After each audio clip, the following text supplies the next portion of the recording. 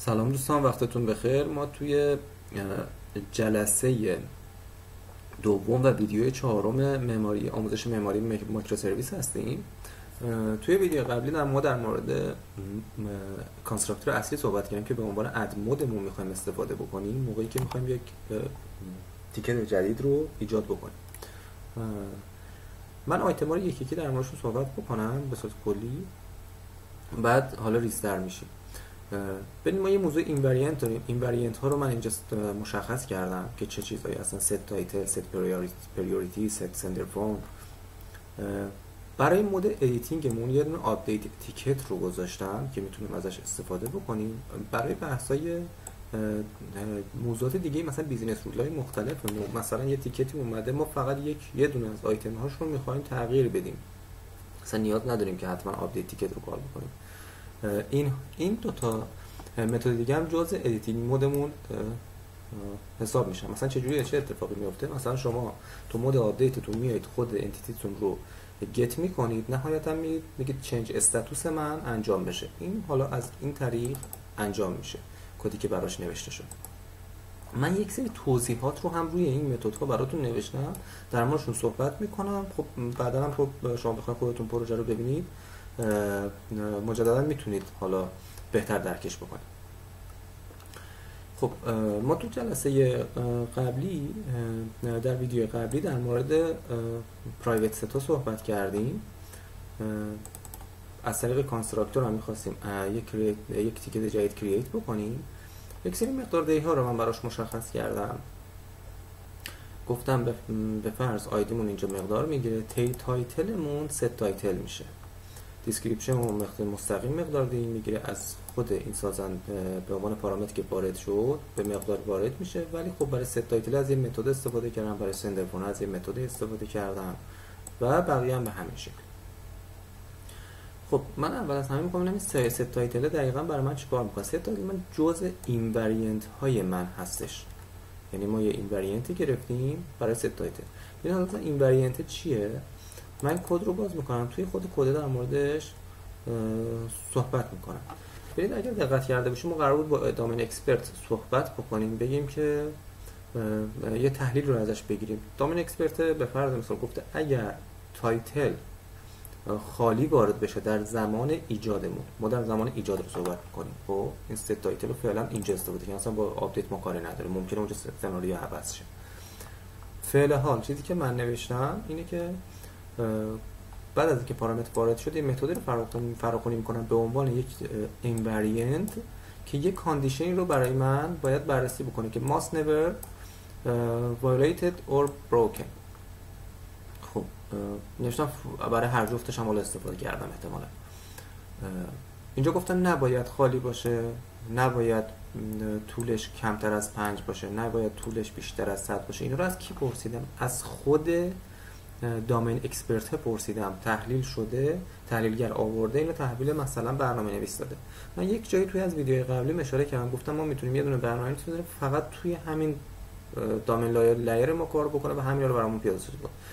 ببینید ما در واقع با این وریانت هایی که توی دیدی مشخص شده اومدیم یک سری قوانین رو گذاشتیم زمانی که یک تیکت میخواد ایجاد بشه در خصوص موضوع تایتل که بخواد همه رو بررسی بکنه و ما خارج از اون چیزی رو نمیخوایم و همیشه هم اون رو میخوایم. ببینید کلمه همیشه به خاطر که این وریانت ها اشاره میکنن دقیقاً به اون موضوعاتی که همیشه دارن اتفاق میفتن. از هر جایی که ما وارد بشیم دقیقاً ما برای ثبت تایتلمون این موضوع رو میخوایم. بهترین نقطه برای انجام این کار توی خود دامین لایر هست و با این وریانت هایی که براش مشخص میکنیم. حالا این یک موردش بود. مورد بعدی ما سندر فون هم داریم، ست پریوریتی هم داریم. این دو تای دیگه است. خب من مثلا این سندر فون رو یه اشاره بکنم. سندر فون رو من اومدم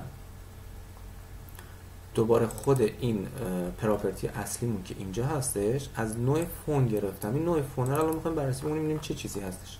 نوشتم فوم فرام سندر فون، یعنی یه متدی هست از نوع استاتیک که مقدار ورودی سندر فون رو براش ارسال میکنیم. حالا میخوایم ببینیم چرا اصلا این شکلی نوشتیم. ببینید این فون نوع تایپ فون توی من اگه گو تو ایمپلیمنتیشنش رو بزنم و به این شکل جزء ولیو آبجکت همونه داخل این تیکت نیست، توی پوشه کامون هست و ولیو آبجکت ها. یعنی چرا حالا این کار رو کردم؟ یه پوشه کامون گذاشتم ولیو آبجکت. یه سری از ولیو آبجکت های ما، یکی از خصوصیاتایی که ولیو آبجکت ها اشاره میکنه، شما بعدا اینا رو دوباره برین تئوریاشون رو بخونید. یکی از آیتم هایی که اشاره میکنه میگه که شما میتونید یه ولیو آبجکت تعریف بکنید، توی حتی اگریگیت های مختلف هم ازش استفاده بکنید. واسه همون یه سطح بالاتر شما یه اگریگیتی رو که میدونید که توی یک ولیو آبجکتی رو که توی همه اگریگیت ها میتونه به یک شکل رفتار بکنه رو میتونید توی کامون بذارید و توی اگریگیت های مختلف ازش استفاده بکنید.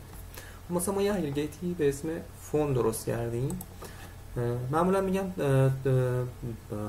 شما موقعی که دارید و یه ولیو آبجکتی رو در واقع ایجاد میکنید، این ولیو آبجکت رو از نوع رکورد بگیرید، کلاس نگیرید. حالا چرا از کلاس نگیرید؟ چون سابق قبل از دات نت 9 بیشتر کلاس گرفته میشد، موضوعات مربوط به اپراتورش محاسبه میشد، متد ایکوزش باید محاسبه میشد، گت هش کدش محاسبه میشد که بتونه اون برابری رو به انجام بده.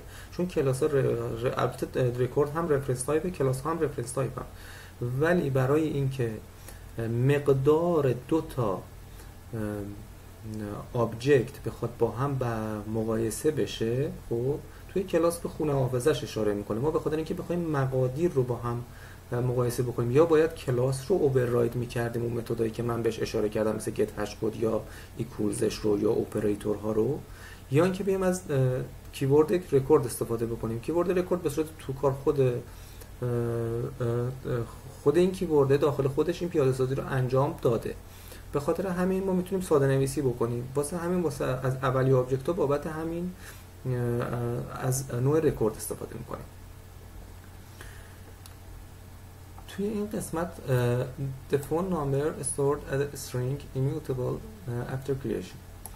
برید با موقعی که یه ولیو آبجکتی رو داریم تعریف میکنیم، میخوایم بحث از نوع رکورد هم که استفاده کردیم، میخوایم ایمیوتبل بودنش، یعنی تغییر ناپذیر بودنش رو تقویت بکنیم. چجوری تقویت میکنیم؟ ما مقدار گتوستی که برای پراپرتی می نوشتیم رو به صورت این بار با اینیت، با کیورد اینیت انجام میدیم. یعنی یک بار برای اولین بار موقعی که مقدار بهش دهی بشه، دفعه بعد اگر مثلا از اون آبجکت فراخوانی رو انجام بدیم یا بخوایم مقدارش رو عوض بکنیم، اون انجام نمیشه، چون یک بار برای اولین بار مقدار دهی بهش انجام شده.